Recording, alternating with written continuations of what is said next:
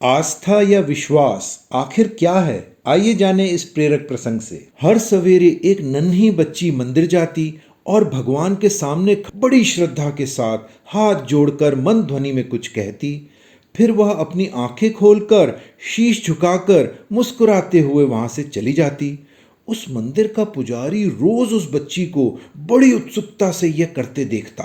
पुजारी यह सोचने लगता कि बच्ची तो अभी बहुत छोटी है, उसे तो प्रार्थना का सही अर्थ भी नहीं पता होगा।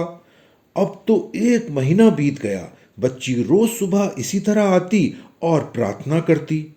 पुजारी की जिज्ञासा बढ़ती जा रही थी कि वह बच्ची हर रोज यहाँ क्यों आती है और वह भगवान से क्या कहती है। एक दिन जब बच्ची अपनी प्रार्थना कर रही थी तो पुजारी भी वहां पास आकर खड़ा हो गया और इंतजार करने लगा कि वह अपनी प्रार्थना पूरी कर ले। फिर पुजारी ने बच्ची के सिर पर हाथ रखकर कहा, मैंने तुम्हें पिछले कई दिनों से रोज यहां भगवान के सामने कुछ बुदबुदाते हुए देखता हूं। तुम्हारा यहां आने का क्या कारण है और तुम भगवान से क्या मांगती हो? बच्ची ने झट से जवाब दिया, मैं यहां पूजा के लिए आती हूं।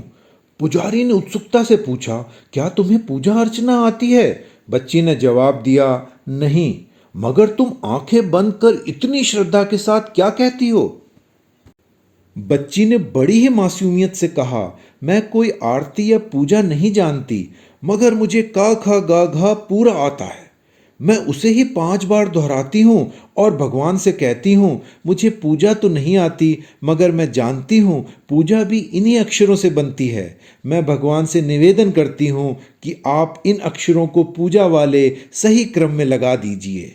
और ये कहती हुई बच्ची दौड़कर मंदिर से बाहर चली जाती है।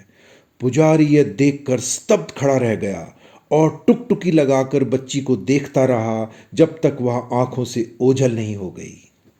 सच में ये जरूरी नहीं कि हम मुश्किल भरे बड़े बड़े श्लोक याद करके ही भगवान से जुड़ सकते हैं। अगर हम दिल में अपनी पूरी श्रद्धा से और अटूट विश्वास से भगवान को याद करेंगे तो हमारी बात भगवान तक अवश्य पहुंच जाएगी।